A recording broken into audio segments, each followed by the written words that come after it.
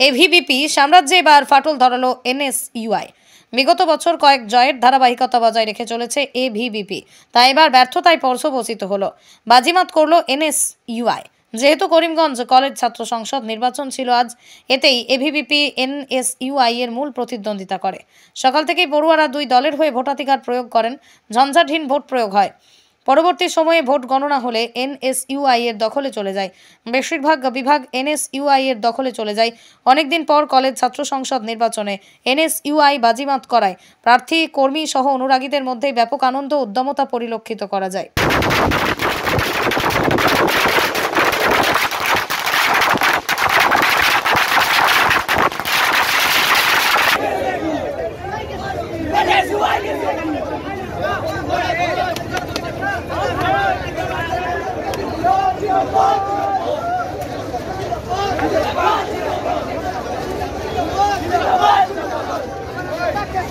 অভিনন্দনের জোয়ারে ভাসলেন বিজয়ী প্রার্থীরা।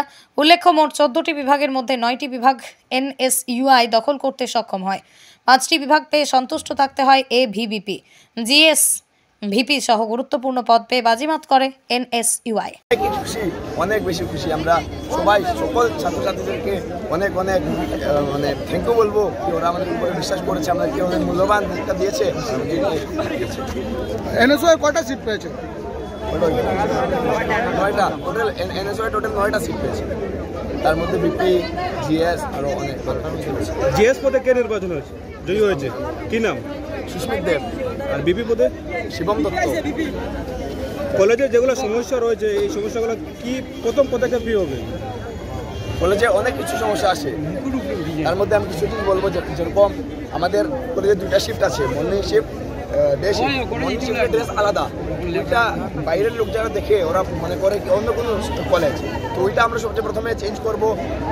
এরপর আমাদের থাকবে কলেজের গেট, এত বড় কলেজ, একটা সুন্দর গেট নাই, বড় করে একটা গেট বানাবো আমরা। এরপরে জিম, এত বছর 5 বছর থেকে আমাদের জিম বন্ধ, ওই জিমটা আমরা বানাবো, আমরা পুরো ঠিক করব। আর ছাত্রছাত্রীরা যারা এক্সামের জন্য যে ফিস দেয়, ওই ফিসটা আমরা একটু রিডিউস করবো।